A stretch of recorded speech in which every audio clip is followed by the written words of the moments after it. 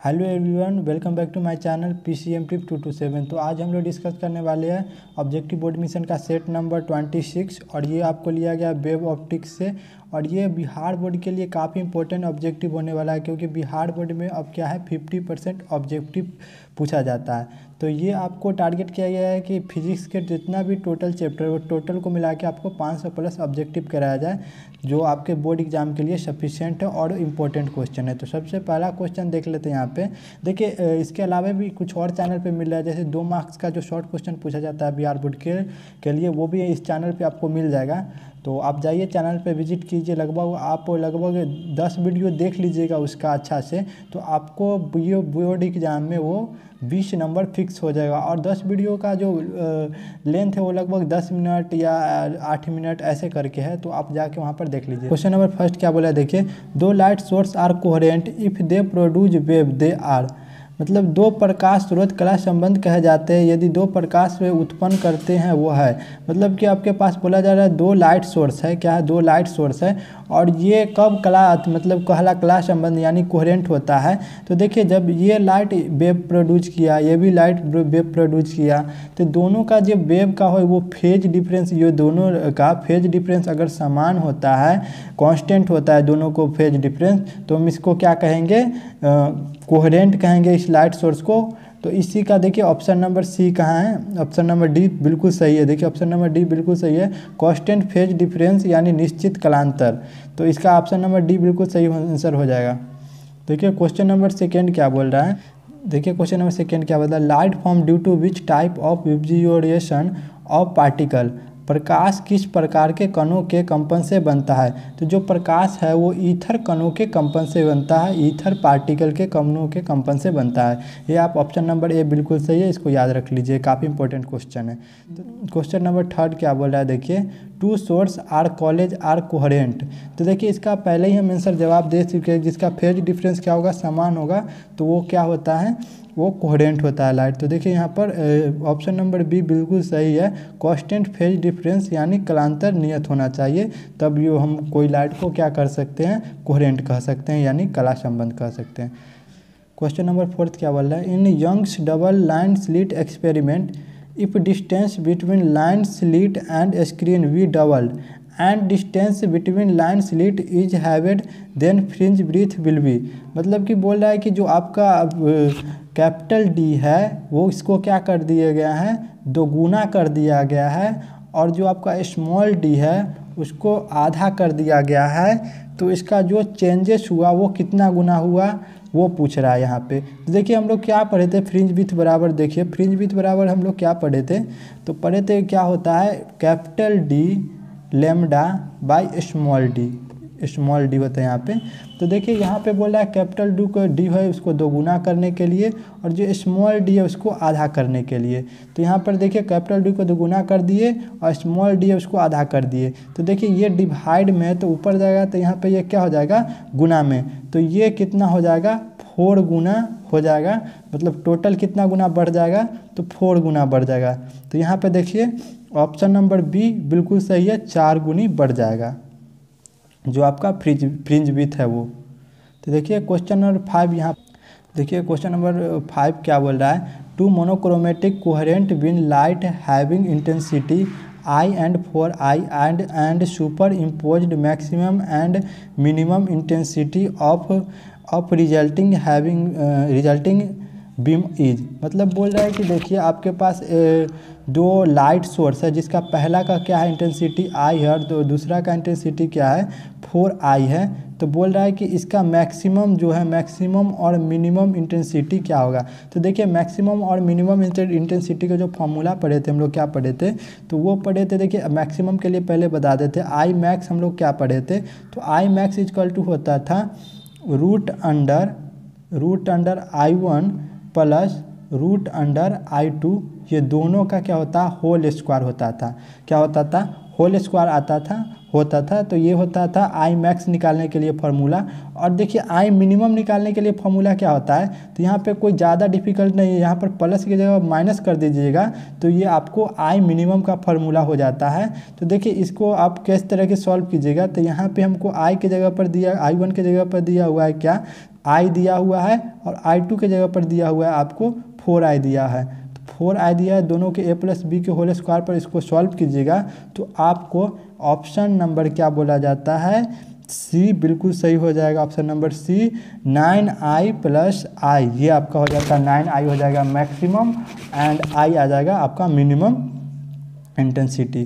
तो देखिए question number 6 पर जाते हैं। यहाँ पर क्या बोला जा रहा है, तो देखिए यहाँ पर बोला जा रहा है 2 coherent monochromatic light beam having intensity ratio 1.4 are superimposed each other, ratio between maximum minimum intensity will be. मतलब दो कला संबंध एक वर्ण प्रकाश पुंज जिनकी तीव्रता का अनुपात कितना है 1:4 है, एक दूसरे को आरोपित है, महत्तम और न्यूनतम कविताओं का अनुपात होगा। तो देखिए अभी यही सेम क्वेश्चन हम लोग पीछे सॉल्व किए थे। तो मैक्सिमम कितना आया था आपका 9 और मिनिमम कितना आया था आपका 1। तो इस दोनों का अनुपात लेने के लिए बोल रहा है, तो दोनों का अनुपात ले लिए तो क्या आ जाएगा 9:1 आ गया। तो आपका ऑप्शन नंबर डी बिल्कुल सही है आपका।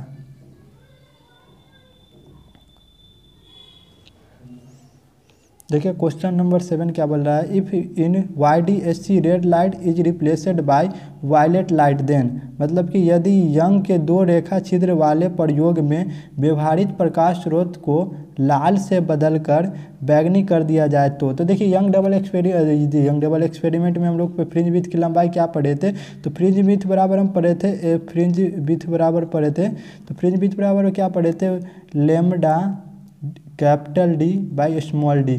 तो यहाँ पर बोल रहा है क्या कि यहाँ पे कैपिटल D में कोई चेंजेस नहीं है, आपका स्मॉल d में भी कोई चेंजेस नहीं है। आपको बोल रहा है सिर्फ कि लाल रंग को हटाकर वायलेट कर दिया गया। तो देखिए वायलेट लाल का वेवलेंथ क्या होता है ज़्यादा होता है और जो वायलेट का होता है वो क्या होता है कम होता है। तो जब वायलेट रखेंगे लाल के जगह पर तो इसका क्या हो जाएगा वेवलेंथ घट जाएगा, जिसके कारण चेंजेस क्या होगा। देखिए यहाँ पर जो पैटर्न बन रहा था डार्क पैटर्न, फिर वाइट चमकीला, फिर डार्क, जो पैटर्न बन रहा था वो क्या होगा जब डिस्टेंस था वो मतलब वो नज़दीक बने, वेवलेंथ कम होने के कारण ये थोड़ा नज़दीक पैटर्न बनने लगा और कुछ चेंज नहीं होगा। तो देखिए ये होगा, तो इसका ऑप्शन नंबर सी बिल्कुल सही आपका क्या है, क्रमागत फ्रिंजों एक दूसरे के निकट आ जाएंगे। तो ये आपका ऑप्शन नंबर सी बिल्कुल सही है। देखिए क्वेश्चन नंबर 8 क्या बोल रहा है, in wave interference is, question number 8 बोल रहा है इन वेव इंटरफेरेंस यानी तरंग के व्यतिकरण में। तो तरंग के व्यतिकरण में क्या होता है फाइनली लॉस ऑफ एनर्जी, ये गलत है आपका। फाइनली गेन ऑफ एनर्जी, ये भी गलत है आपका। देखिए ऑप्शन नंबर सी आपका बिल्कुल सही है, नाइदर गेन और nor occur only distribution of energy occur, मतलब कि ऊर्जा का न तो लाभ होता है और न ही हानि होता है, केवल ऊर्जा का पुनरावृत्ति होता है। पुनरावृत्ति मतलब कि ऊर्जा का एक जगह से दूसरे जगह जाता है, उसमें न तो लॉस होता है और न ही क्षय होता है। तो देखिए इसमें होता क्या है, देखिए हमारे पास 2 लाइट सोर्स है, पहला का इंटेंसिटी है I1, दूसरा का इंटेंसिटी है I2। तो देखिए यहाँ पर एक छोटा सा छिद्र से हम लाइट को पास करते हैं तो हम लोग क्या बोलता है पैटर्न मिलता है, एक पैटर्न मिलता है जिसमें एक डार्क होता है, फिर एक डार्क होता है, एक चमकीला होता है, फिर एक डार्क होता है, फिर एक चमकीला होता है, ऐसा करके एक पैटर्न हमको प्राप्त होता है। तो इसी पैटर्न को हम लोग बोलते हैं व्यतिकरण बोलते हैं, इसको हम यंग डबल एक्सपेरिमेंट से करते हैं। तो देखिए यहाँ पे इसका इंटेंसिटी क्या है मैक्सिमम पे, इसका इंटेंसिटी देखिए 2 लाइट सोर्स था आपका, जिसका क्या था आपका I1 था इंटेंसिटी और इसका भी I1 था। तो देखिए I1 क्या हो जाएगा 2i, क्या होता है 2i। तो यहाँ पर मैक्सिमम कितना इंटेंसिटी हो सकता है दोनों लाइट को मिलकर, तो 2i। तो जहाँ पर यहाँ पे 2i सब जितना भी लाइन देख रहा है उसका 2i होगा इंटेंसिटी, जितना भी आपको लाइन है उसका 2i इंटेंसिटी होगा। फिर ये दिखेगा इसका भी 2i इंटेंसिटी होगा, बट सबका 2i नहीं रहता है। क्यों? क्योंकि देखिए ये जो एक बनेगा आपका चमकीला और दूसरा बनेगा क्या आपको ये डार्क बनेगा। तो डार्क वाला जो इंटेंसिटी रहता है वो क्या कहाँ पे आ जाता है आपका चमकीला वाला पे, तो ये आ जाता है हो जाता है 4i आपको, और यहाँ पे हो जाता है आपका 0। तो इस तरह से ऊर्जा का क्या हुआ रीडिस्ट्रीब्यूशन हो जाता है। तो आशा करते आप समझ गए होंगे। तो चलिए नेक्स्ट क्वेश्चन पर चलते हैं। तो यहाँ पर बोल रहा है कि इन YDSC यानी young double experiment if wavelength of light is doubled then fringe width will be. ये तो काफ़ी आसान क्वेश्चन हो गया। देखिए यंग के प्रयोग में यदि प्रकाश के तरंग दैर्घ्य को दुगुना कर दिया जाए तो फ्रिंज विड्थ की चौड़ाई होगी। तो देखिए फ्रिंज विड्थ की चौड़ाई बराबर हमको क्या पढ़े थे, फ्रिंज विड्थ की चौड़ाई बराबर तो पढ़े थे लेमडा डी बाई क्या बोला जाता है स्मॉल डी।